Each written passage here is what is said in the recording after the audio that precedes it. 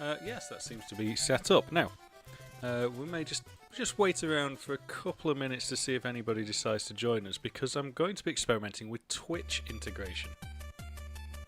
And if you don't know what Twitch integration is, well, it's allowing the participants in a Twitch chat to control what they're seeing on the stream. It's quite a popular thing now.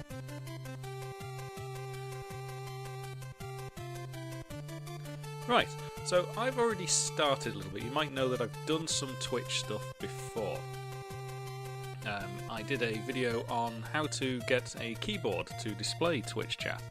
And I'm basically taking that code. The API from Twitch hasn't changed at all, really, and I'm modifying it to suit the PixelGameEngine.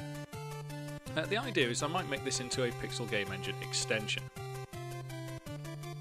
So what I plan to do is first of all just make sure that Twitch kind of works in this environment, but then I think I'm going to try and make a simple game which allows the Twitch participants to control basically some cannons. So it's going to be what's the scorched earth sort of thing, just to see if we can handle the sequences of events that occur when the players are shooting and trying to take each other out. So I think to begin with, I'm going to just launch what I've got and see what happens. So right now it's just the PixelGameEngine, and if I type something into the Twitch chat, hello world, fortunately you see it appear in the little box at the bottom of the screen somewhere, well I can't point to it, but somewhere down here. And you'll also see it appearing within the PixelGameEngine, and to the left I've got a list of, oh hello Chris, I've got a list of all the people that are in the chat session at the moment, which I don't think will be that many. And I've also got a copy of the text that's being typed into chat. So I'm going to sort of encourage people to type things in, because we get an idea of how the interaction works. And I've started MioBot. Oh, MioBoy1. It's interesting that the font looks very different in Twitch itself. So, one of the things that I've just briefly done in the background is to type in some bot commands. So if, for example, you type in something with an exclamation mark, in this case, help, you'll see that my bot responds. In fact, the bot is me at the moment, but it responds with some help. So you can type that in as well, and you should receive some help about what's going to happen. Now, I should point out, I've not really developed any of this yet. That's what this stream is going to be about. All I've got so far is the ability to see the text and parse some commands. So I have some commands already. So if I type in play, for example, command was invalid. We don't do anything with it yet. And we're going to have commands along the line of fire 100, 100, for example. And it says command was invalid because we've not got any means of processing it. So just to now I can see that we've got a few viewers here, and you probably just all missed the start, but what I'm planning on doing here is integrating some Twitch controls for, well, you guys to interact with some of the things going on inside the PixelGameEngine. And the column on the left here are the people that have typed something in chat. So if you're in chat and you're lurking,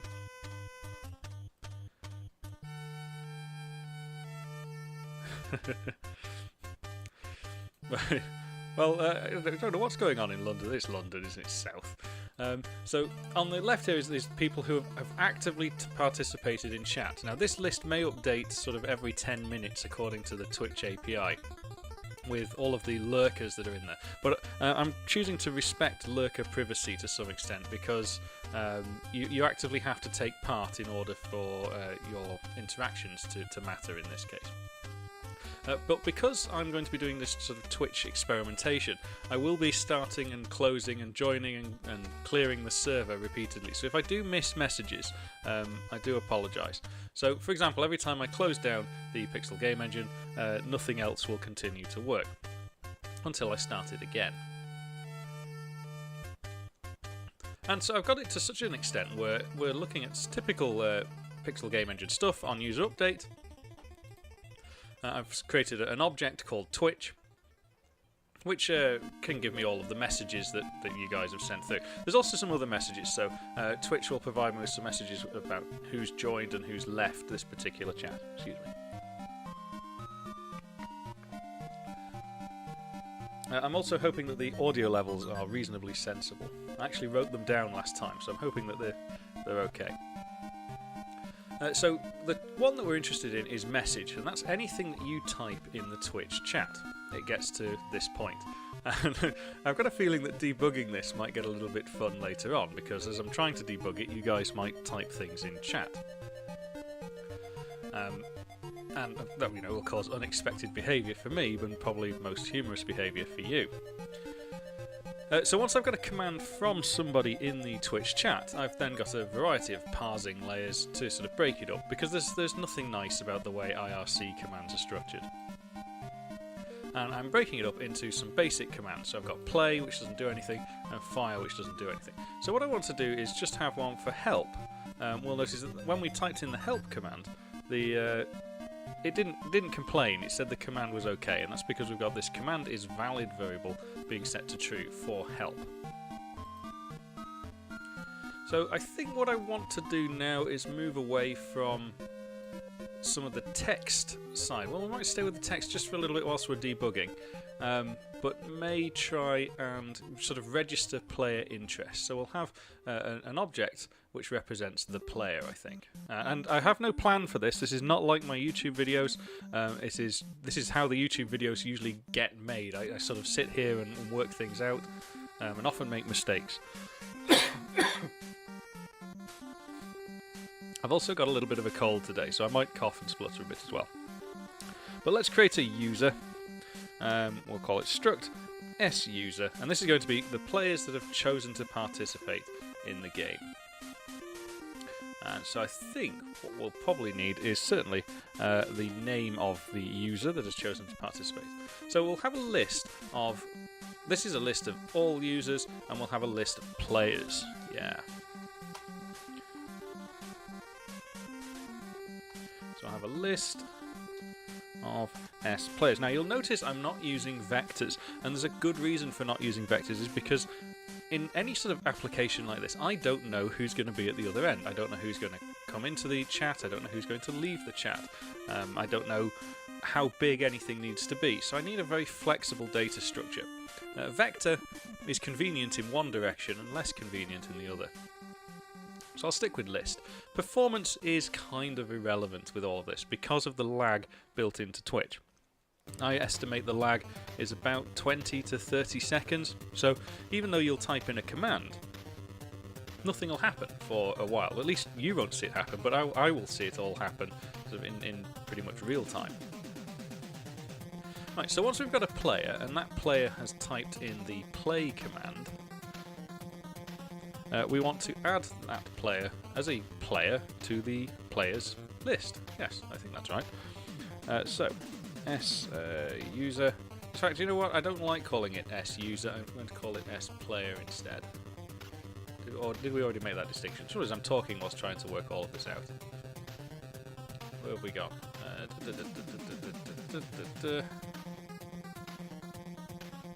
There we go.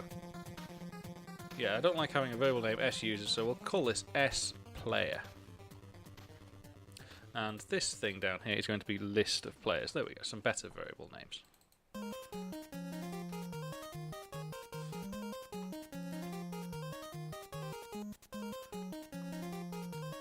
Right, so we'll create a player object, P, and we'll set p.sname to be equal to... Now, my commands in the Pixel Game Engine from Twitch come tagged in basically a very simple structure.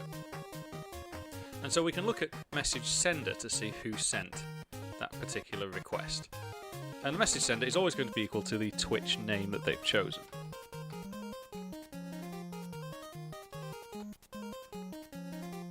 So, once we've created a player object, we want to add that to our list of players.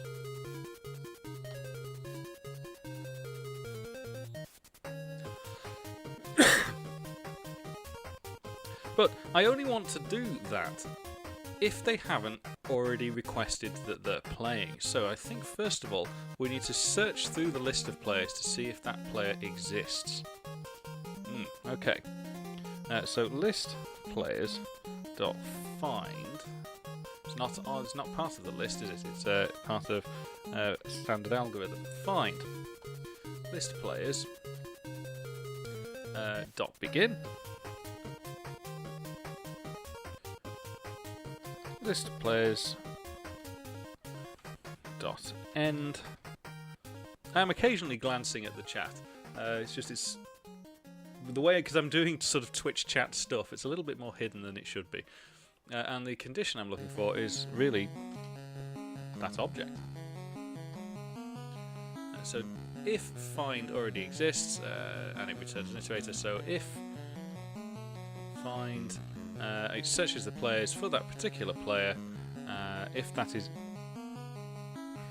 not equal to list players dot end, then we want to push the player back in. So this is something we're going to see a fair bit of. We have to sort of guard everything, because I don't know what you guys are going to type in. I don't know how to protect against you putting in commands. Hi, Mojo Dojo. Hello.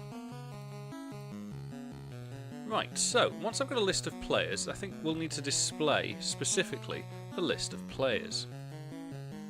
So I'll borrow this little bit of code which is listing the users within the Twitch chat. List players, and we'll start a little bit lower down. I think we start halfway down the screen, 300. And for active players, you are going to be yellow. Oh, that's k.name. Right. So let's have a look. Oh, I had a feeling it would be the standard library that trips me up on the find command, trying to run that one from memory.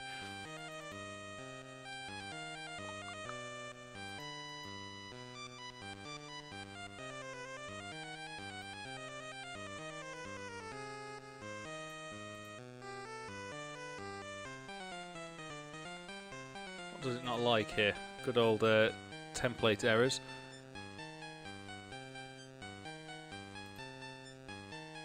I think it doesn't like the fact that I've not basically got some sort of primitive there.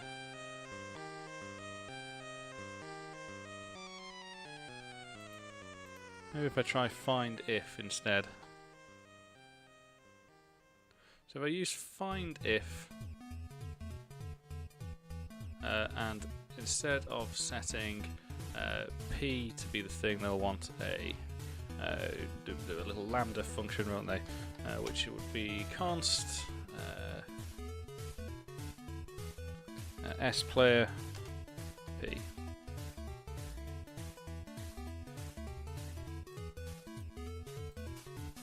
I'm just going to. I want to accept the string argument in there. I might be well off the mark here. So if that's been found.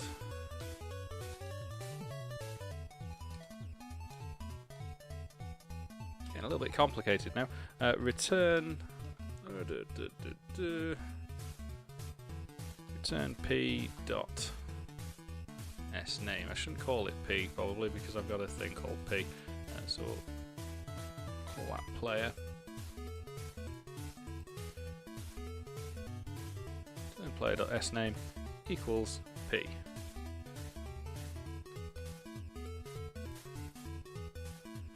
Find if, let me have a quick scan of what that actually returns.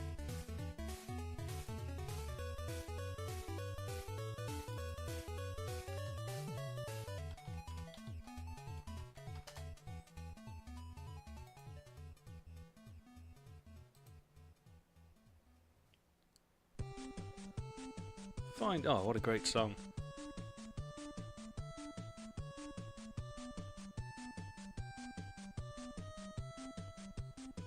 So I think find if should return. Oh, what's this saying now?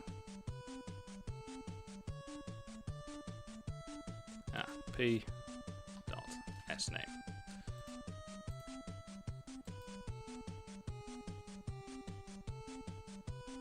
Well, at least it compiled, huh? Let's run with that. So if you're just a little bit curious about what I've done here, I've used the findIf command.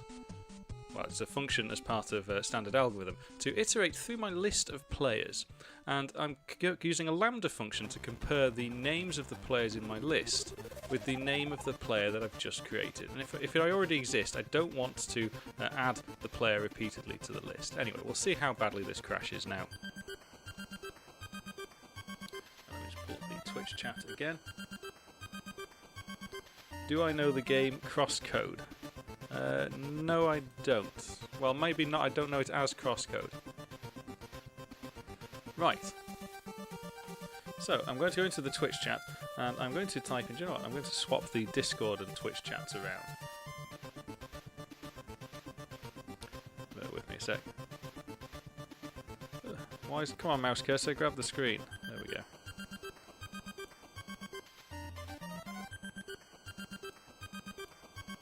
Right. Ah, that's a bit better. I can see the Twitch chat now. So if I type in hello, I've become a member of the users group within the chat. Now if I type in play, command was invalid. Command was invalid. Why was the command invalid? Well, firstly, I don't actually set my command to be valid. But we'll now need to debug it, and this is where it's going to get fun, because obviously this didn't work. This clever bit of code didn't work. Let's have a look. So if I type in play, there we go. It's triggered my debugger.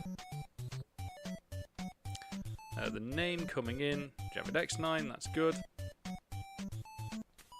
Ah, did it find anything? So it said it couldn't find anything in the list. Oh, because, yes, I only want to add things if I have reached the end of the list, because that's sort of implied that I've not been able to find anything. Let's try that again. So I just want to type something normal in the Twitch chat. Normal in Twitch. And now if I type in play. Ah, good. So I have decided that I'm going to be a participant in playing the game here. If anybody else could just quickly type in exclamation mark and play.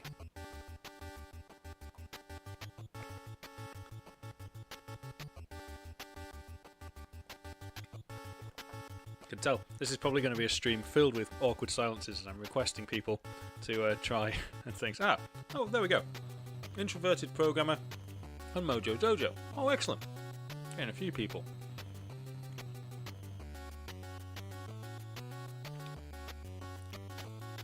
Now, if I type play again, it shouldn't add me again to the list. Good. So that means that horrible bit of lambda modern C++ code is doing its job. Right, now as soon as I close this down, anybody that's chosen to play is no longer a player. Now let's just tidy this up so I can remember what it does later on.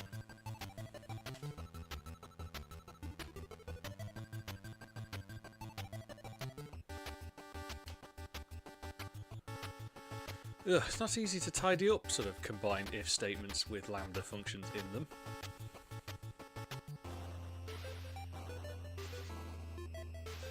So what I think I might do is just put in some curly braces so I can see what's going on there.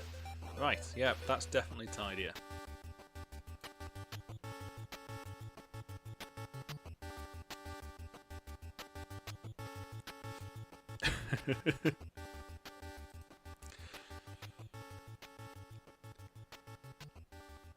Right, so I think what we probably want to try now is responding to specific commands before we start doing any of the graphics or anything else. Oh, do you know what? The graphics might just be a bit of fun. Excuse me. So, once we've got a set of players, now we can start doing things on the screen. So far all I've been doing is displaying various text and commands. I think what I'll do is I'll keep the list of players, because that seems quite useful to have. So we'll draw you top left, but what I'm not interested in is the chat anymore. Hey Dragonite.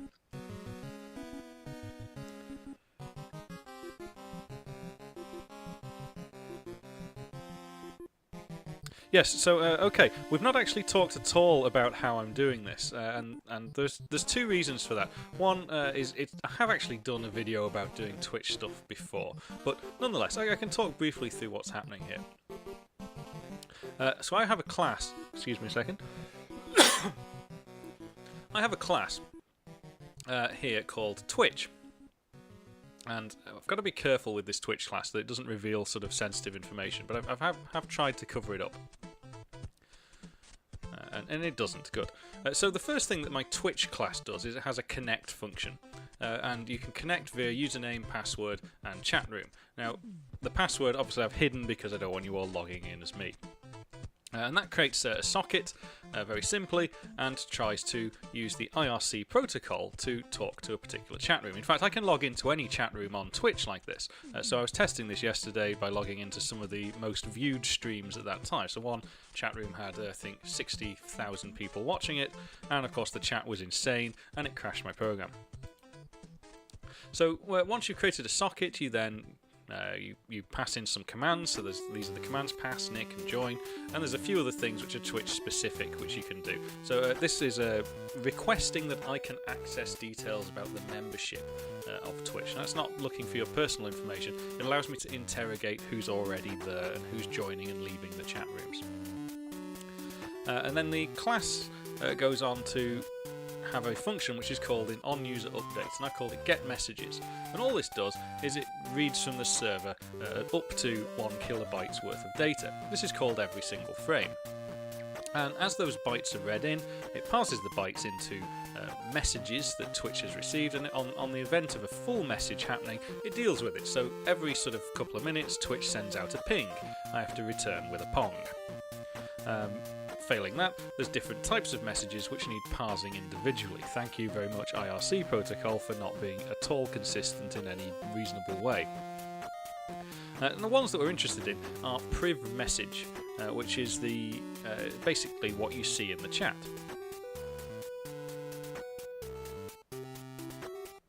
Hey, George. And so once I can capture what you guys are sending in the chat, I then package this up into a tidier message, because my plan is to release this as an extension for PixelGameEngine, so you don't have to worry about any of this. All you care about is getting the commands that people can type in. And so really all of this is just a bunch of string parsing code to clear up with the horrible nature of IRC strings. Oh dear, if this cough gets really bad, I'll try and find a mute button on the keyboard somewhere. So to use the Twitch class in onUserCreate, that's it. You just call twitch.connect and you pass in the relevant information. Now, to protect my password, I'm deliberately reading it from a file here, so it's not in plain text on the stream. And in onUserUpdate, if I'm connected, all I do is call getMessages, and that will populate a vector with a very simple struct called twitchMessage, and I can then do what I want with that message. That will tell me, has somebody joined, has somebody left, have they just sent a regular message? And if they've sent just a regular message, I'm then going to parse that message as a command, potentially a command, because what I don't want to do is restrict you all from just chatting normally. Hey Gark. What we were going to do is now draw stuff related to when the player is there. Oh yes, actually one thing I wanted to see is, do I get my Twitch account banned? Oh, the build errors. What have I just deleted that I shouldn't have done?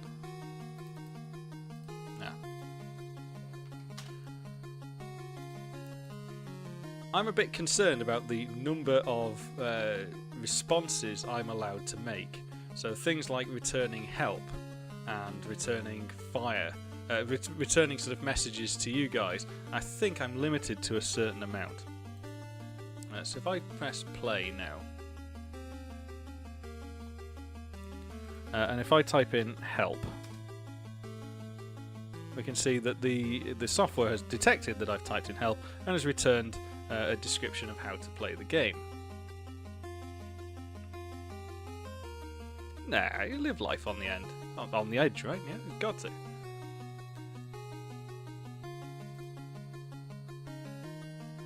So if could somebody else type in help or !help, just to make sure it's not just me it's responding to. And if I type in play, good. So I'm certainly going to be playing. Excellent. So I've just seen help has appeared sensibly for somebody else. Good, good, good.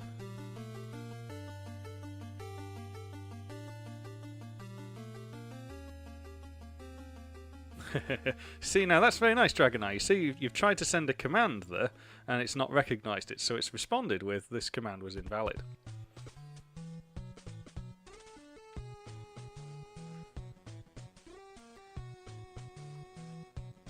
Right, so that seems okay. So now let's put something on the screen that represents the people that have decided to play the game. And I'm going to be doing sort of placeholder graphics now, so it's going to be squares and circles rather than sprites, I think, for the time being. So I'll close that down. We'll keep the list of players, but I think for all of the players that come in, my intention is to do something along the lines of sort of scorched earth. But I think before we get too carried away with trying to make that all look very pretty, I just want to try it and just see if we can interpret things like the fire command. So for everybody that comes in, I'm going to place a rectangle at a random horizontal location on the screen. So okay, let's draw horizon first. I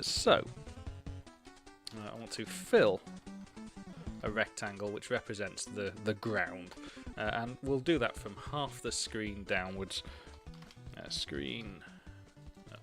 From 0, screen height divided by 2. So the Pixel Game Engine is running in 1280 by 720 because that's actually something I can stream on Twitch, and it should take up the full screen. Because it'd be nice to make this into a full screen application. And the width is going to be screen width, of course.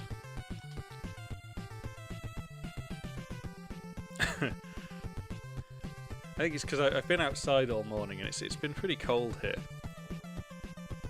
Screen width, and the height is now, of course, screen height divided by 2 as well. So what I want to do is fill the bottom half of the screen with basically green pixels. I've forgotten my own commands. OLC green. There we go. OLC.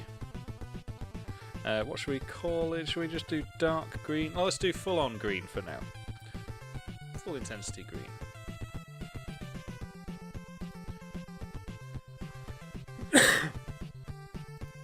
So, as well as drawing the name of the player, I think we're going to draw the player somewhere on that landscape. Now, where's that going to be? Well, I think when we add a new player, we need to do a few other bits and pieces to it now.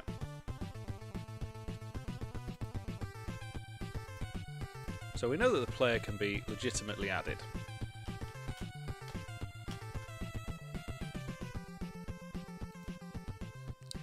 Let's choose a random X location for that player to exist. Give or take some borders, and we'll have to scale things and play with some of the numbers here. I'm just going to move the mic a bit. It's better. Int X equals rand screen width, and what I'm going to say is it's random of screen width, kind of minus a little bit, I think, probably minus 100. But plus 50, so we've not got the players right on the edges of the screen.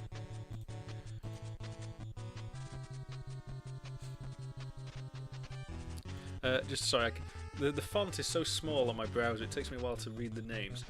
So is that Gilaraxes? Is that how it's pronounced? Anyway, hello, yes. Oh, thanks. Well. Sometimes I agree, I can be quite amazing, but most of the time I think it's more just good luck and bumbling my way through life that I think is more the amazing part. Anyway, I completely lost track with what I was doing. There we go. You get +1 ass-kissing point there. So we're creating a player object. Oh, I was trying to create a player object. There we go. So we want to position the player somewhere in space as well. So I'm going to... Should I do this in floating point? I'm going to do this in floating point. So we'll have a px and a py component. And so when we're adding a new player, we'll set the px component to be equal to the x. Yes, I know you're wondering why have I chosen float but immediately doing an integer. That's because later on I kind of want the map and the world and everything to pan around and a sort of a dynamic camera. We might not get that far today. But py is going to be screen height divided by 2. That's going to be fixed for now.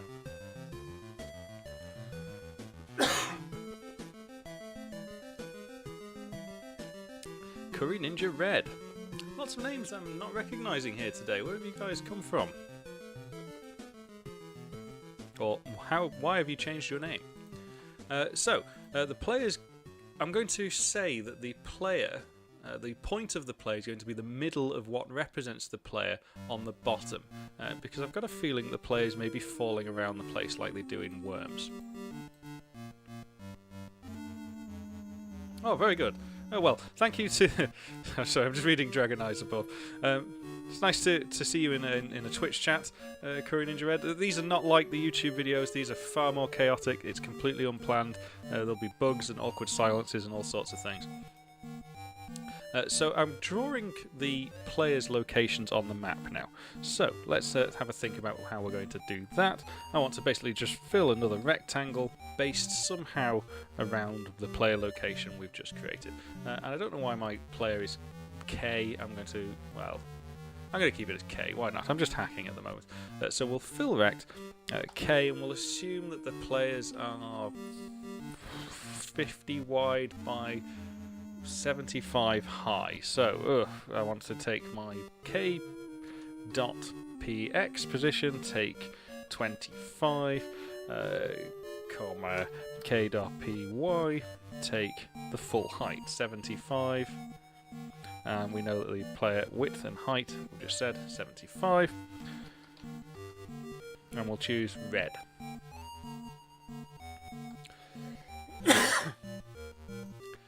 And instead of drawing the players, and maybe as well as drawing the players' names up there, I'm also going to draw them somewhere somewhere nearby where they've appeared on the map. So this will be k.px, not minus 25 this time. Yeah, we may have to work out what the size of people's names are and things like that. So for now, I'm just going to assume about 100. And this one will be k.py plus 10. So just below, just slightly below where the player is. And we'll keep it as yellow. Yellow doesn't bleed on green, does it? I don't think so. Right, so we've typed in a lot of code.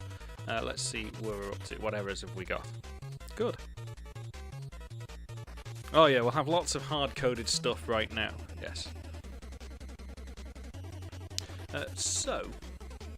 Right. Okay, I'm going to try and join in. Play. Ah, excellent. Okay, so I've appeared somewhere on the map. Oh, Mojo Dojo has appeared as well. The yellow definitely bleeds. Gark has appeared. Now, I'm aware that a single screen like this is not going to be big enough to support everybody that wants to take part.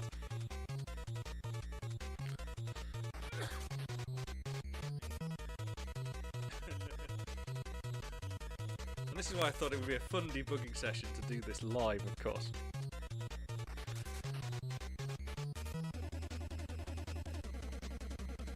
Right. Well, I can barely tell who's who. I think the colour scheme is awful. Everything is disproportionate. It's going well.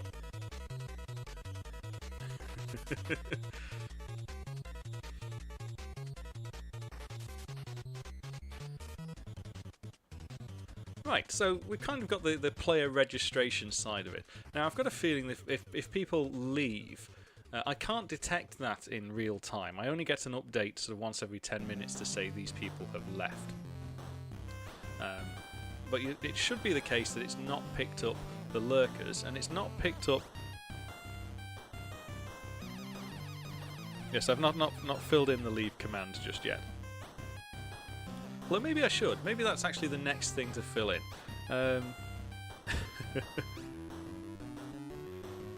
Maybe restrict to the first N players. Yeah, I think there will have to be some sort of restriction on that. But what I'd quite like to have is a much larger map.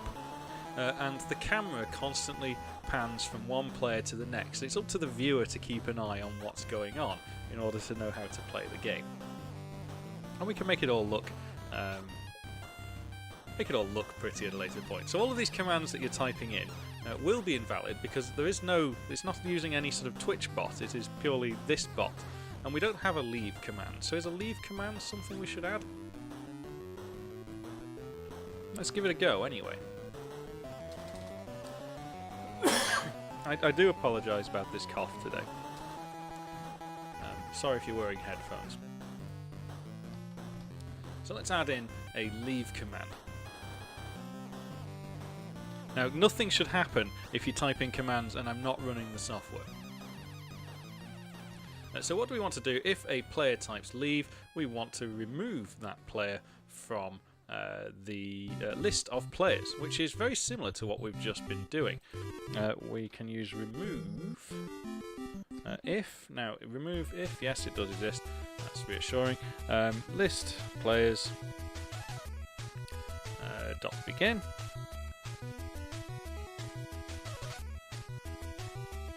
List players dot end.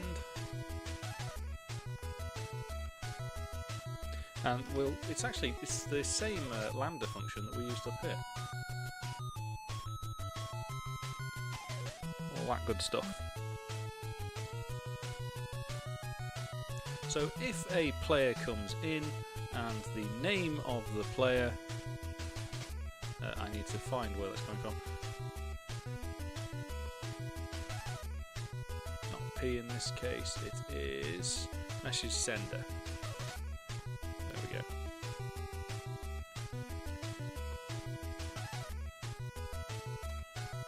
So we're going to remove from the list of players anybody that sends a message, the command leave.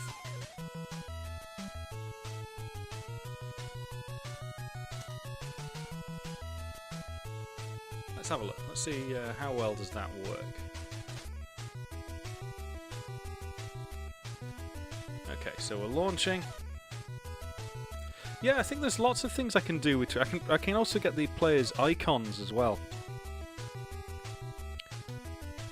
So if I play and then leave, excellent. So I can actually disappear.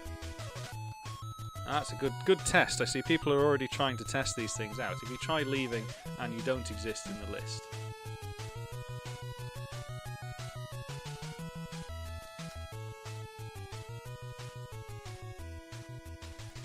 I think we'll try and make the text a little bit more visible as well in a minute. So we need a command called guacamole. Your name has disappeared, but the box has stayed. Interesting. Okay, that's an interesting bug.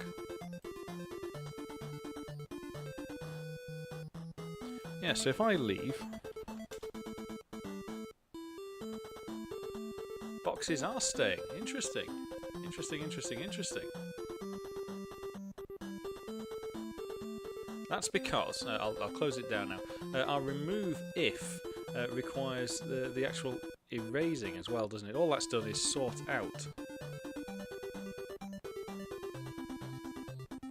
Right, so get my head into gear thinking about what kind of standard syntax that we need for this. Is it just erase in this case? List players dot erase. Or does it have its own remove if? It does. Ah, okay. Wow. Okay. Gotta love the standard template library. What have we got going on here? No instance of this function matches the argument list. So remove if. I'm guessing, yes, I don't need the begin and end, just need the predicate. Alright, let's try that again.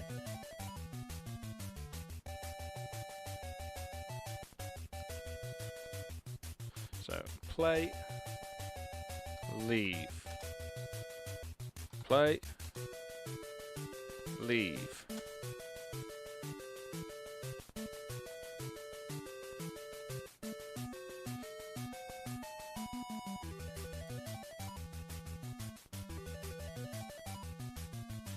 Well, boxes are disappearing.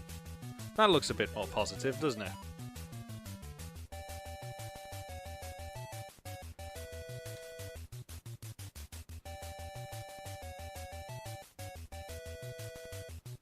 Okay. So whilst you're there, Curry Ninja, I'm going to leave.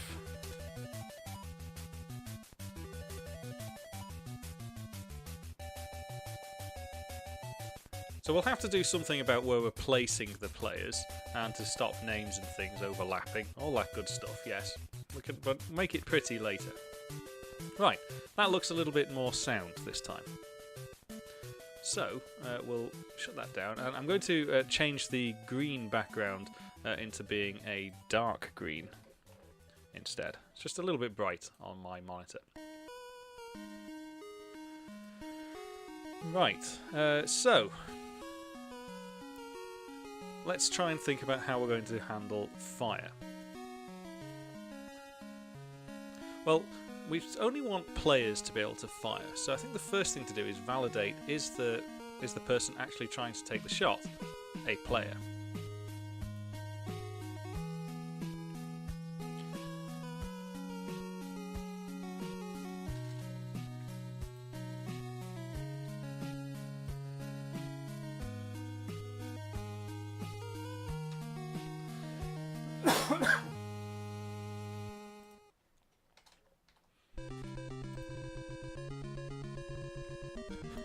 Everybody typing in play and leave sort of well after the fact. And the name that we're going to send along is message.sSender. So the first thing we'll do is check, has the person who's entered a fire command, are they part of the playing team at the moment? Are they in that list? And so only if they're in that list do we then go on to sort of parse the other things that are in that list.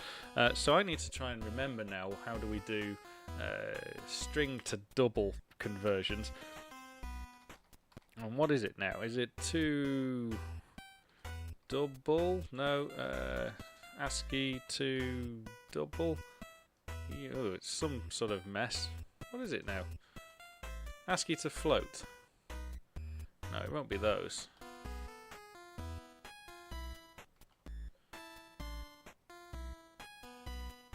Yeah, there'll be some lag. I mean, that's just Twitch lag.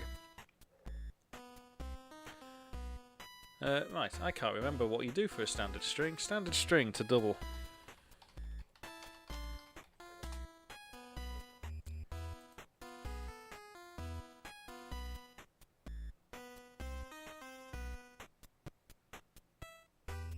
I thought there was some nice commands for this. Yeah, stod. That's the one I was familiar with, but it's actually asking for the C string. Oh no, it doesn't ask for the C string. Shut up. Right, yeah, so okay, so in that case we want a double angle equals stod. Yeah, I use namespace at the top of a file, you should know that by now. And the thing we're going to pass in is argument 1 is going to be an angle. So vec commands 1. And power is going to be vec commands 2. So I guess I also first now need to validate, have enough commands been sent.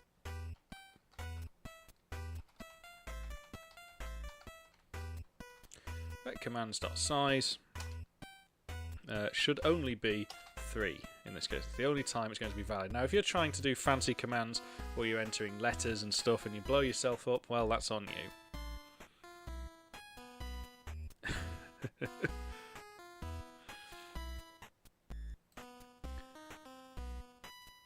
So we've got the angle, we've got the power. We want the player to basically shoot a bullet. Right. Okay. So that's telling me I need bullets.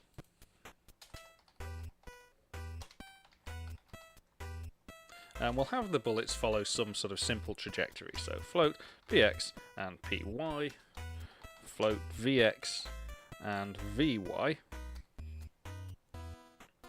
And yeah, I think we're going to need to track who owns a particular bullet, really. So I think we'll also have in our structure of bullets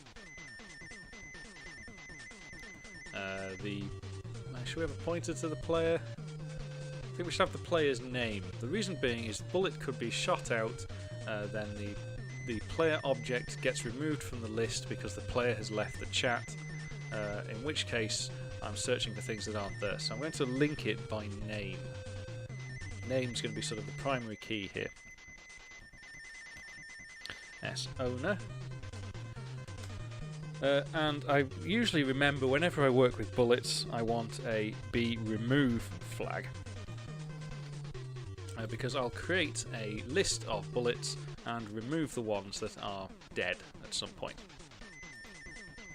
Do you need a license to carry this ammunition? Well, it's pretty dangerous stuff, yeah? Code bullets. Right, so I've got a bullet class, so I'm going to create a list of S-bullet objects. List bullets.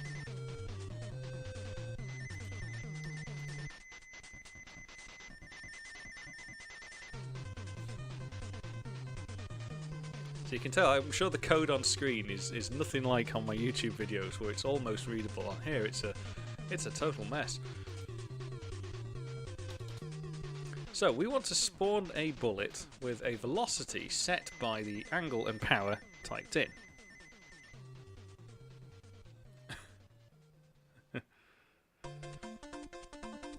Well, yes, and I was doing an experiment in the Twitch chat yesterday and found people have all sorts of non-letter characters in their names as well. Things like underscores, which you wouldn't expect. So that did actually catch me out yesterday. So I want to add new bullets to the list of bullets, and we want to calculate sort of the Vx and Vy values as a function of angle and power. But I want to validate angle and power first, so only if d angle is greater than 0, greater than or equal to 0,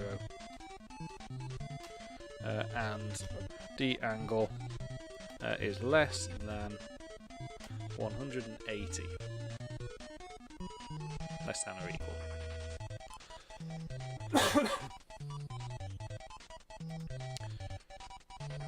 So if that's good, then we can then validate the power.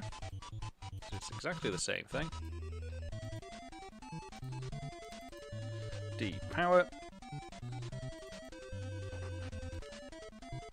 And we'll have to scale all of this stuff because I've no idea what's going to be suitable and what's not. I've got my angle and I've got my power, so I want to create a new bullet. Bullet B. B.px is going to be equal to the player that has been found. Now, interesting. It's almost as if I want to do that separately now.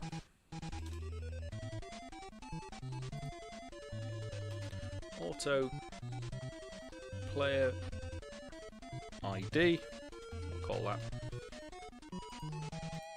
Right, so if player ID, we need some additional punctuation here. There we go. Yeah, there's going to be all sorts of things with fancy characters. There's one thing I'm concerned about is I actually use a routine. Where have I put that? Did I put it somewhere? I must have put it somewhere. Where is it? Where is it? Where is it? Where is it? Here, use the transform function to convert the string from uppercase to lowercase before comparison. I have no idea how that's going to behave with interesting characters. So, I'm creating a bullet. Well, first thing I've done is just got the player ID from this find if, because I'm going to need to know the player position. In this case, so I can just do player ID. You see, it always confuses me slightly, iterators, that you do have to work with them in a strange way. Because it doesn't matter whether you do dot or thingamabob, whatever it's called. It sometimes works, it sometimes doesn't. I don't know why. There we go. PX. So that's the X's starting position. But we want to set the Y starting position to be from the top of the player. So the bullet's PY is going to be PY. Take 80. We'll have no risk of the player trying to blow themselves up straight away. And the VX and the VY is simply cosine and sine of our angle times our power. Now, I have no idea what the scaling is like for any of this, so it's going to take a few attempts to get this right.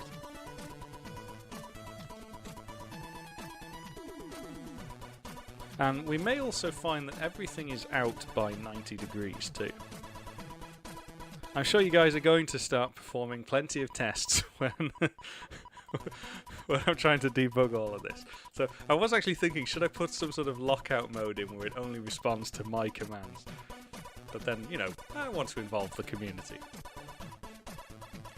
Right. Oh, the pointer video. Yeah, I think, you know, that's had a lot more of a positive response than I was expecting it to. Usually when you do a video like that, people on the internet, certainly on YouTube, get very upset that you've not done it precisely the way they would do it. But that doesn't seem to have been the case this time. I always try and avoid sort of telling people you should do this or you shouldn't do that, because, you know, that's not my place to make those assertions. So I've set the velocity and I've set the position of the bullet. Now I want to add the bullets to the list. So list bullets dot pushback B. Right, good. So, no idea whether that's going to work or not, but what we'll do now is draw our bullets. So we're going to draw the background, we've drawn the players, the red rectangles. We'll now draw the bullets for auto B, list bullets. No, we've not bothered about updating them or erasing them or anything like that yet. Let's just draw them first. What do we want to do? Fill a circle. Fill circle. B.px, B.py, and we'll set the radius to 10 so we can see it, and we'll leave it as white actually.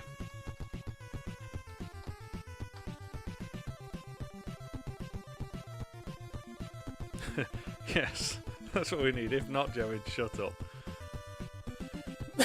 Would you rather the command be shoot or fire?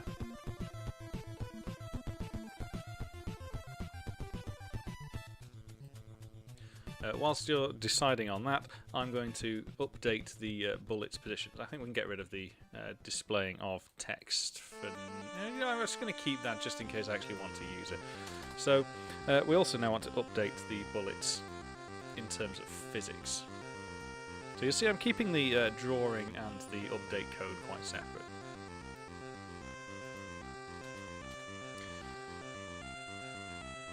Well, that's my thinking. Fire is fewer characters.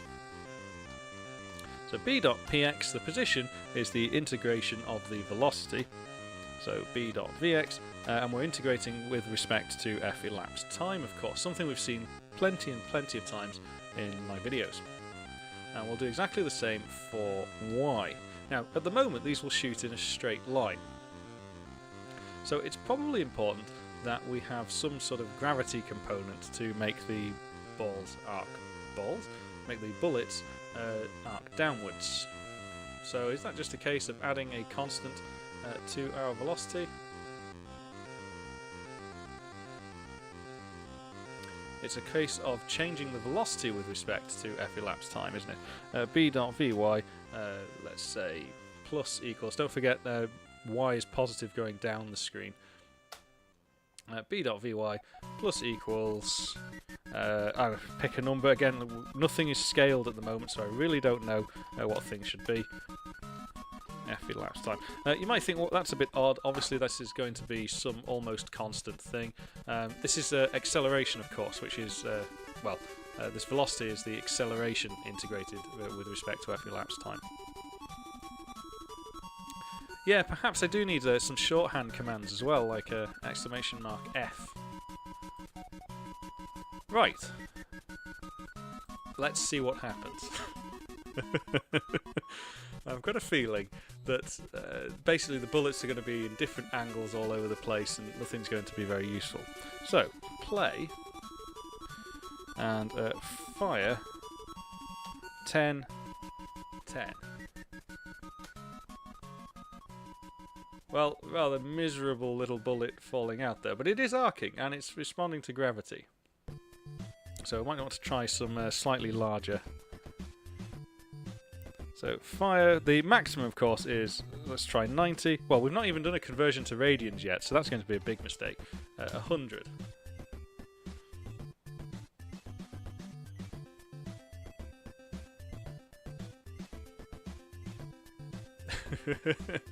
Okay, it's also a bit slow and floaty as well.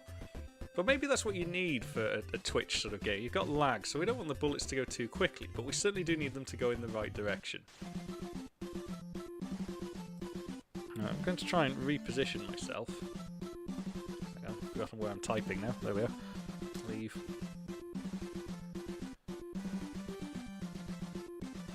Play. So if I... Because they're not going to fire in the right order, so you know what? I'm going to shut that one down. We need to do a fairly important conversion, which we've not done here. Is that d-angle needs to be converted from degrees to radians. Equals d-angle divided by 180. Oh yeah, I'm using doubles. Why am I using doubles? I never use doubles anyway. Okay. Divided by 180 times pi. There we go. Yep, and you can all write to your local members of parliament about me using pi as a constant there.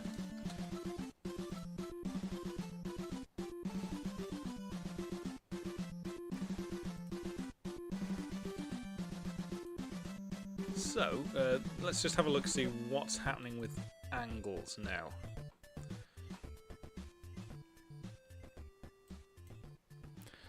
Play, fire 90, 100. So is this up or down? So that was straight down. So it's as if it's flipped in the horizontal axis. So if I do fire 0, 100, yeah, that's gone out to the right. So 0 is going towards the right. And if I do fire now 180, 100. Oh, I shouldn't put brackets in. I'm so accustomed to doing functions with brackets. 180, 100. Yeah. So they are firing with the correct trajectory, but everything's flipped horizontally.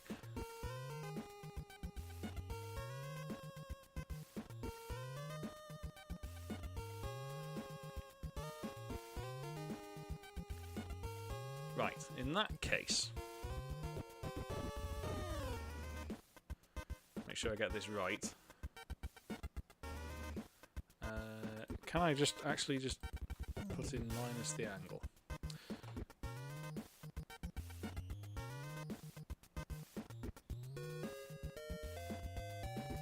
You guys trying to send in commands to confuse my system, aren't you? Fire 0, 100. Okay. Fire 90, 100. Yes, okay, so 90 degrees is straight up and straight down. Although very floaty.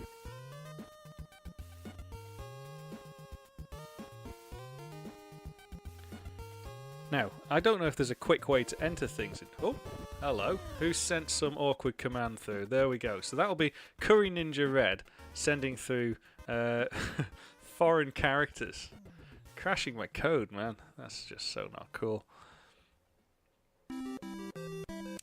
So, where's that happened? That has happened because it can't convert d-angle into something sensible. Yeah, exactly, right? I'll get the mods on it. Crashing my programs, man. My programs never crash. So, what do we do about this? Well, we can check to see is it a valid double before we actually try and convert it. And I don't want to use the isNumber command, because I think the isNumber command only works for integers.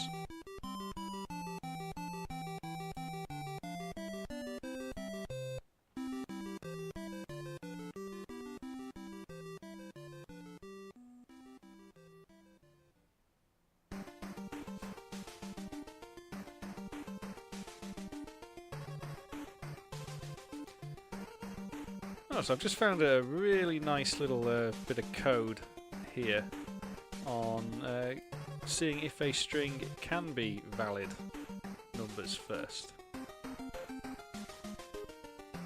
Okay, do you know what? I'm going to copy that completely as just a simple Stack Overflow function.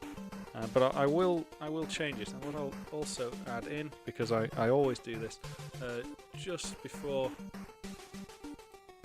I forget where I got it from, I'm just going to put in the link to the top of the code there.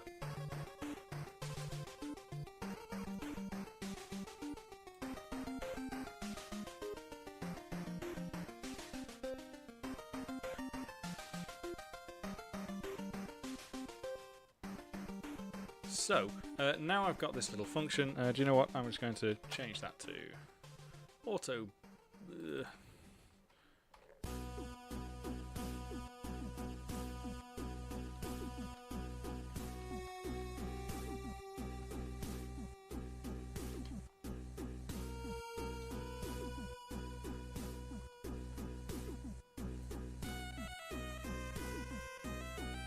Right.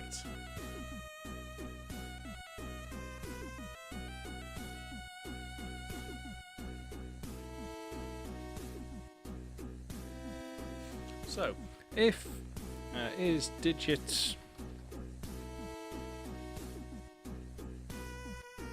then commands 1, isn't it? That's going to be our first one. So if all of that is digits, do you know what? I'm just going to borrow those.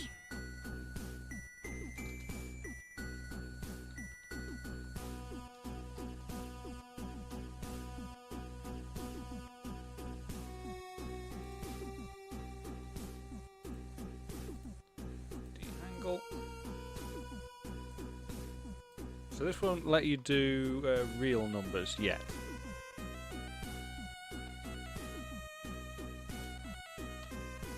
And if all of those are digits,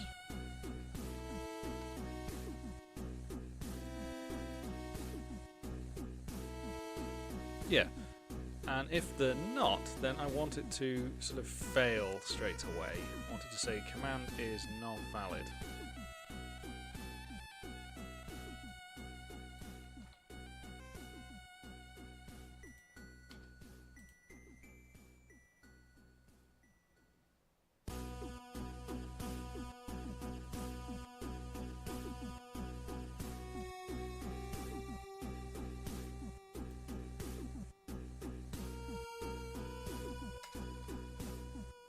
Right, so if digits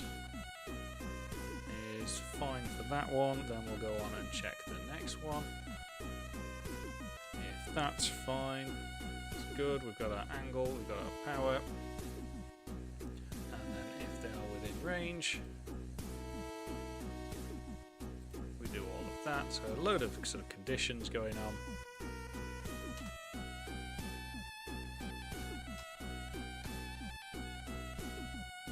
If any of these are invalid, then the command becomes invalid, which we didn't actually flag. So were we getting a load of invalid commands? Let me just look at the history of the Twitch command.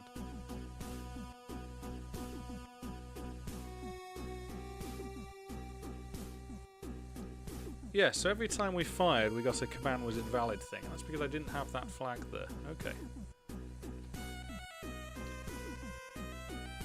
So, only in that situation is command valid.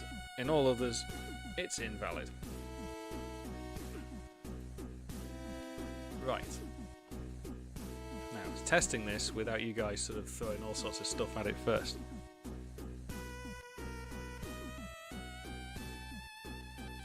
So, play, fire, something, comma 8. Command was invalid. Good, that seems to be a little bit more sensible.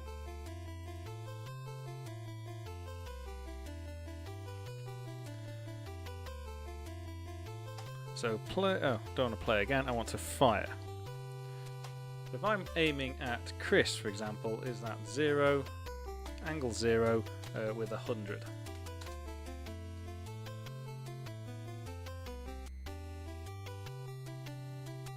It is. It's a bit sad and slow at the moment.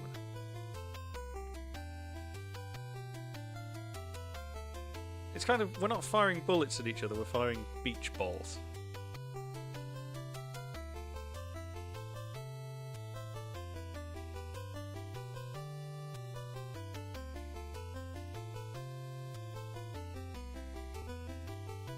So I'm having a look through the text now to see what people are typing in. Everybody seems to be trying to test it. Now, why was Prepetto's command invalid there? Fire 45 120. Ah, because it's got a limit of 100. Negative never has worked. So the angles go from 0 to 180.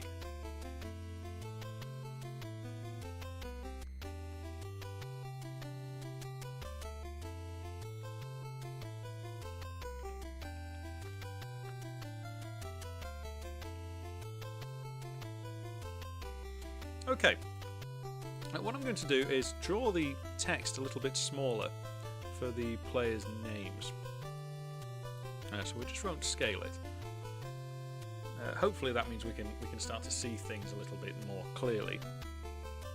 Since there's quite a fair few more people here than I was expecting there to be.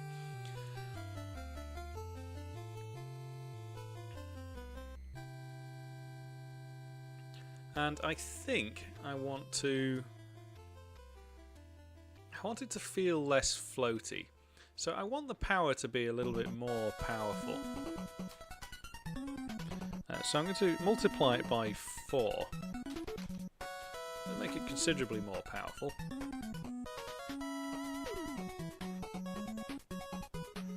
And gravity seems a bit weak, so I'm going to up gravity by a factor of 5. So there's some fairly significant changes we've made there.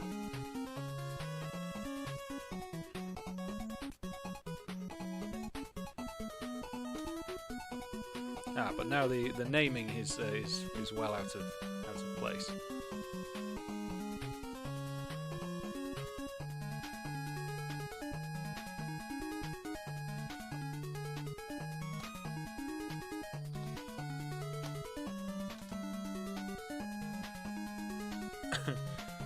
Now those bullets seem a bit more sensible. So my plan here is that the players are restricted in shooting. So right now we're all sort of throwing all sorts of things at this. There's a bit of fun that we can all enter commands at the same time.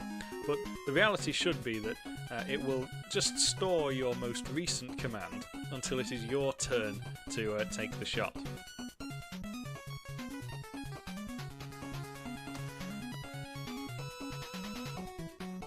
So if I fire 90 degrees 100 straight up, and hopefully that should come back down.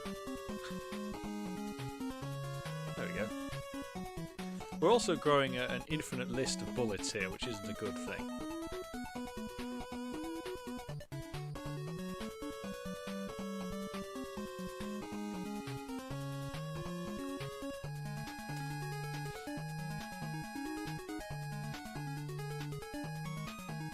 What do you estimate the lag to be about? Somebody said about 15 seconds before.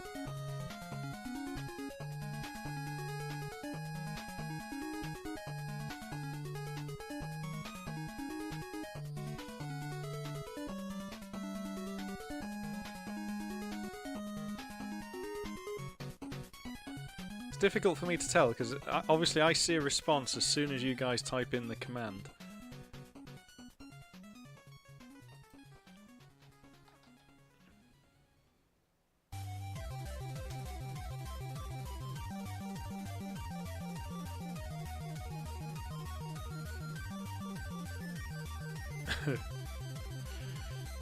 Yes, I should point out this is thanks to Nana or Gnar Head, who bought me a game with some Twitch interaction to play the other week,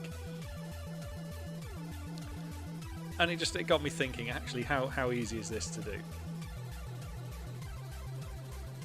So, what's the next thing that we want to try and implement? I guess what we want to implement now is some collision detection for the bullets, right? So if we successfully hit another player, then that player gets removed, right? We'll do it that simply. Then you have to play again in order to continue. Let's try doing that. So we update the bullets in terms of position. And we'll do a very simple collision detection check. All bullets versus all players. In reality, there's only ever going to be maybe 1 or 2 bullets on the screen at any one time. It depends how I go about doing the synchronization. But we'll do a quick hack against all players.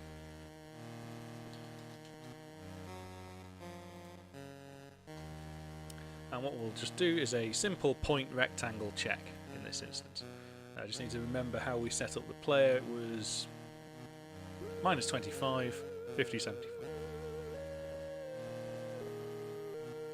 Okay, so if the ball b.x is greater than p.px minus 25 and b.px is less than p.px plus 25 and b.py is greater than p.py minus 75, okay there, and b.py is less than p.py. Yep, I think that's right. Then we've had a collision. Player P has been hit. So then we want to remove the player.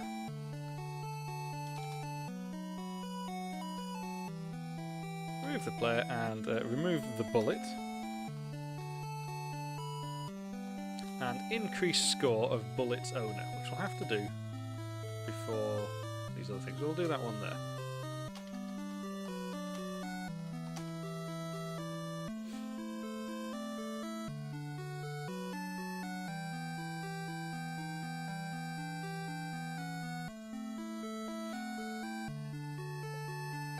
Yes, angle is in degrees, by the way. I can change the help text at some point. Right, so we need to do these 4 things. Player P has been hit, so we want to remove the... Well, we'll increase the shooter's score first, which we can do by finding... Borrow this. This looks like a useful bit of code. Find the shooter.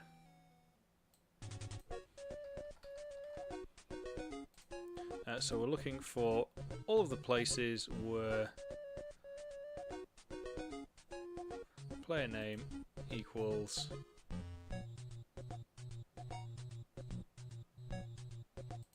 message. That's not sender anymore. It's now the owner of the bullet. B.S owner. So where the name of the player is equal to the owner of the bullet, we get the shooter ID. We already know the player ID. So we want to remove then the player. So we'll go borrow our leave code now.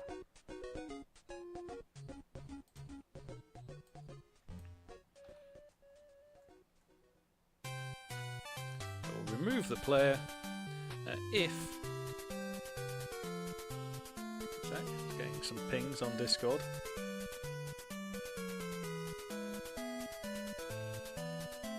Yeah, that can wait. List players dot remove if the player's name is equal to the current player that we're scrolling through. So that's just p dot name. So remove the player.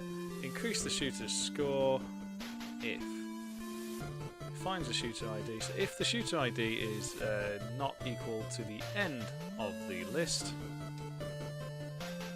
the shooter still exists.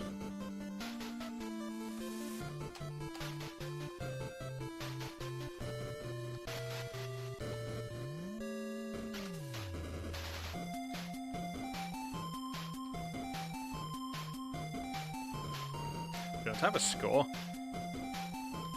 but we will do. So increase the score. We've removed the player that has been hit. Yep. We've increased the score of the player that shot the bullet. We've found the name of the shooter. The one last thing to do then is remove the bullet.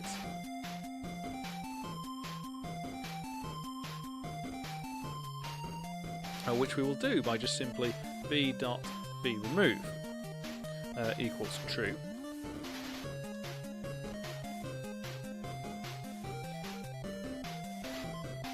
I don't know the Allegro library.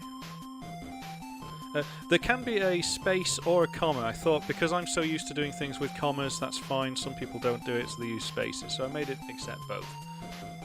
Right, I need to go and add to the player struct.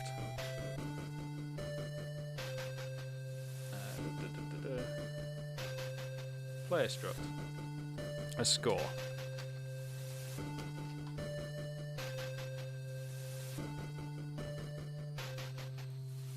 And so for each player, underneath their name, which no longer take 100, we may as well just take the 25 now, and we'll draw on the line below that, even, the score.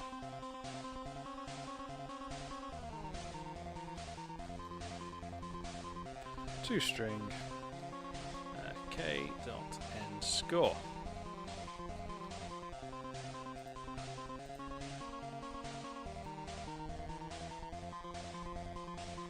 It should work with spaces. Well, we can have another go in a minute once I power this up. So let me just make sure I've got the sequence of events right. We're updating all of the bullets and we're testing each bullet against the bounding rectangle of all of the players. Once the bullet has hit a player, we work out who shot the bullet and get a pointer to them if they exist, and if they do exist we increase their score.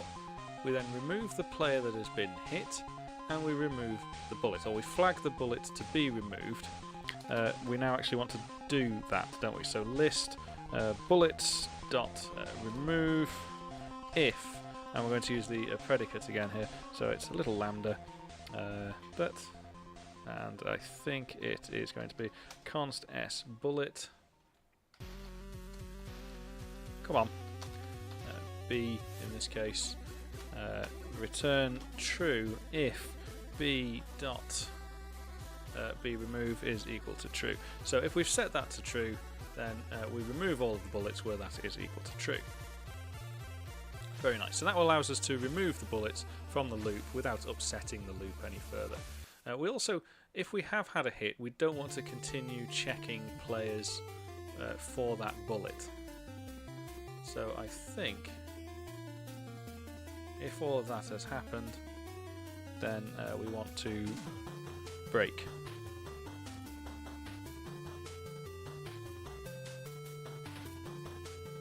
Right, there's a lot going on there.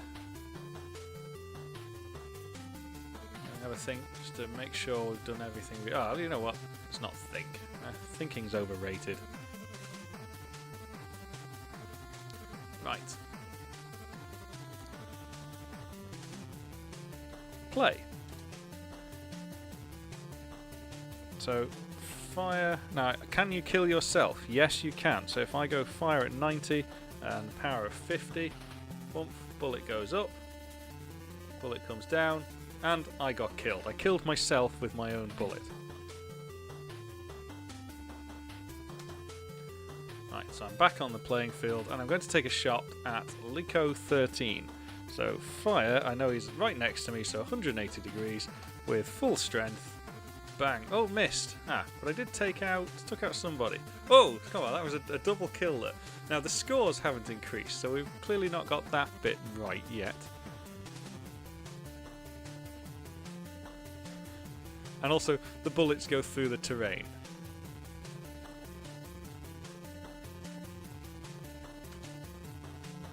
Now, we seem to be all clustered up here, so I'm going to leave until I can find myself a bit of space. Maybe that's the next thing to work on, is positioning you where you're not conflicting with somebody else. Right. Perpetto, you're in my sights. Fire 0, 100. Bang. But my score didn't increase, so why didn't my score increase?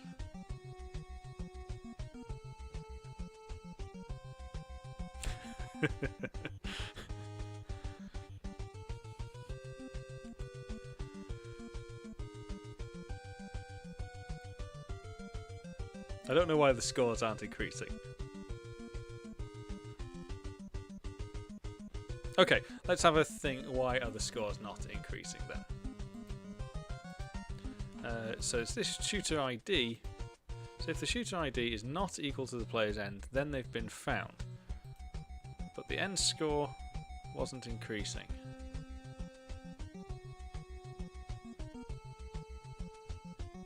So I get an iterator returned from that if this is true. Or do I? Because I don't actually use the shooter ID anywhere, I just remove the player. So it goes to all of the players. If the name is equal to the... do we actually set the owner of the bullet? We don't set the bullet of the owner of the bullet. So b.s owner is going to be equal to message.sSender in this case.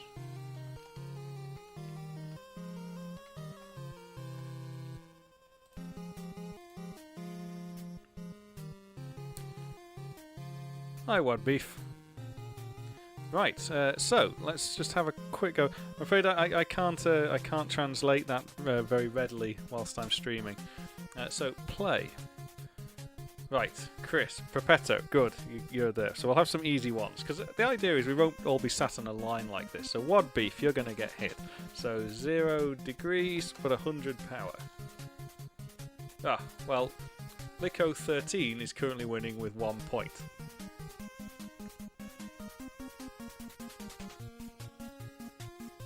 So what do you think people would prefer, 0 to 180 or minus 90 to 90?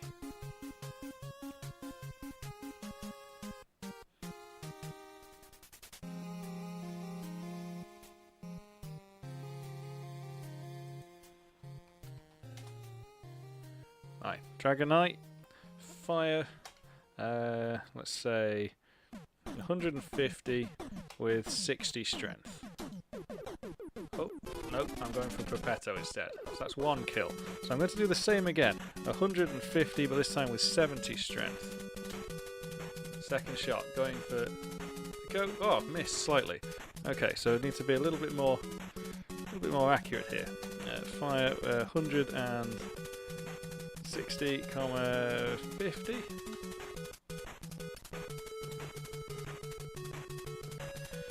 Fire 160, 60.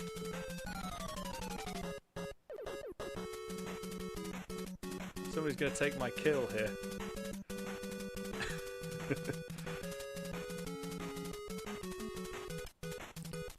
Fire 160, 80. Got ya. We'll have probably better to put these scores next to the names at the top, so we can see those as well. So whoever's next to me, 180, I'm at 10, doesn't matter, you'll go, oh, I killed myself, I shot myself there.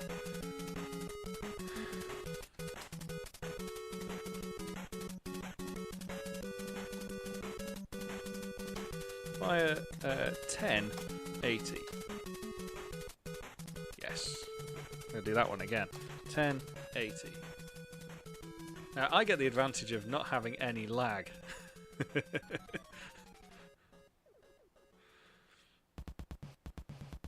So I guess in tournaments I've got to rule myself out of playing these.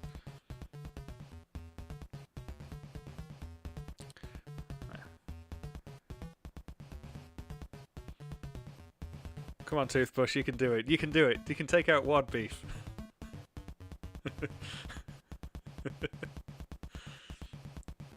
Ah.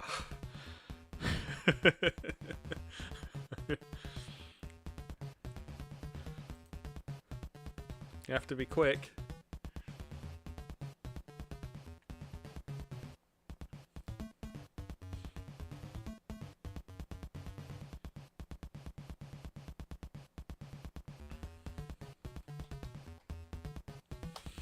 What beef goes down?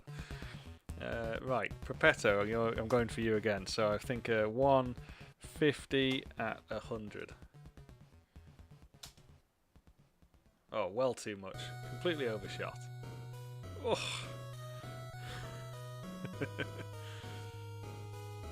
So we've got a bit of a cluster of people going in the middle. So I think what I'll do is expand this a little bit to be a much larger map. Maybe have some sort of map interaction. Because remember, I did the Code It Yourself Worms series where you did sort of destroyable terrain.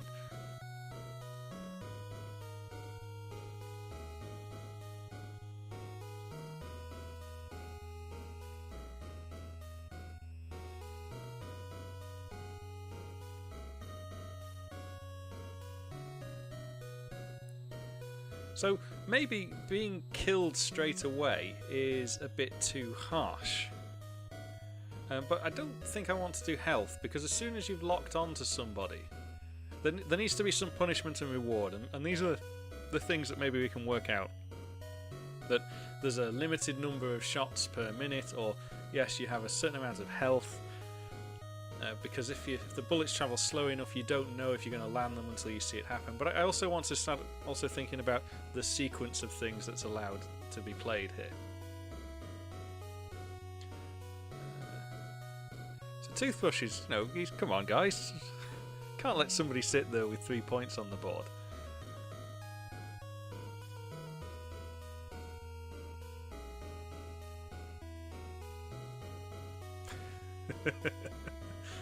It's quite weird seeing it work.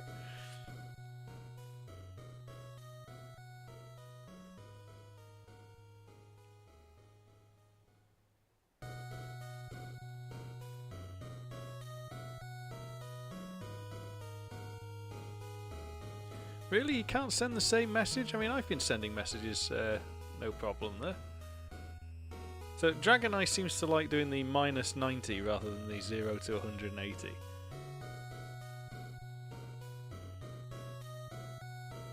So I'm catching up with some of the chat now, because obviously the chat is whizzing past.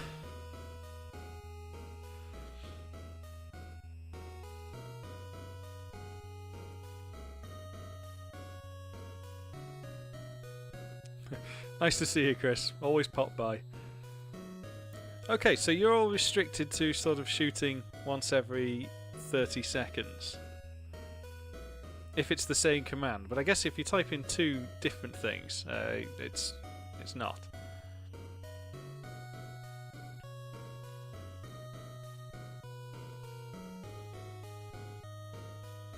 Toothbrush storming into the lead here.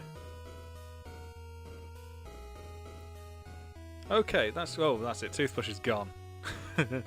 I think that's interesting to know, and perhaps actually quite a useful dynamic that I'll exploit anyway.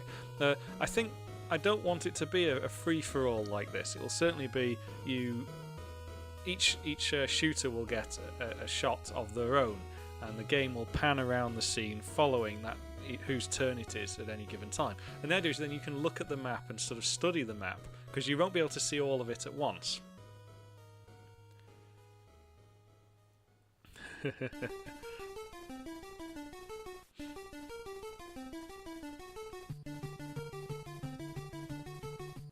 See, I can just leave this running now and put some product placement somewhere. Here's a suicide attempt. Yep.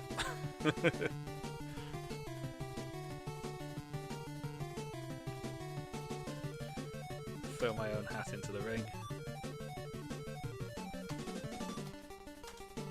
Oh!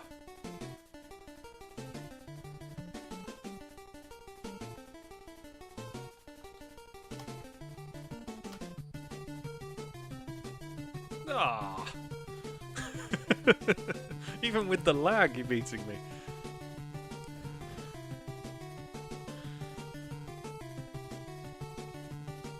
And so I think what I'll do is probably have another command which is spawn or something. So all the players, they're the people that are playing the game, and you can type in a spawn command which causes you to spawn, but you haven't left the game. So your score can build up, and we'll keep track of how many hits you've had versus how many times you've been hit. So you've always got a ratio.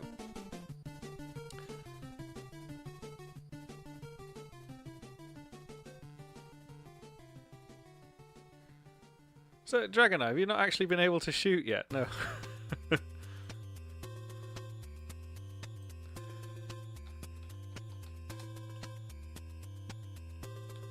Why have I just done exclamation mark on my own name?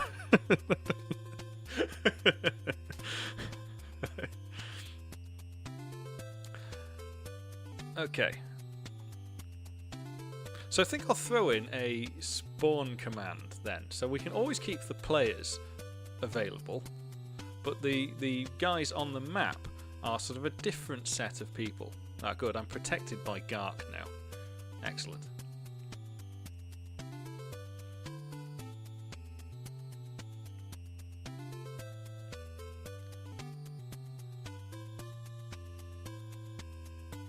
Oh, that's it, yeah, go for me. Haha, buy a pixel, buy a pixel. Right.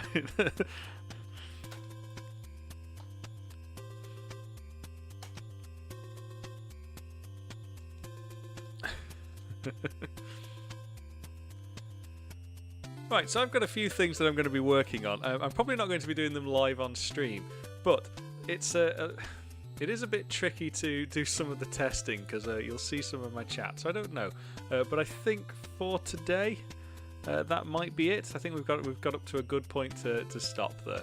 I might stream again either later tonight or tomorrow. We'll see how it's going. So thanks a lot, guys, for watching. I don't think there's any One Lone Coders right now that are currently streaming, so I've got nowhere to send you.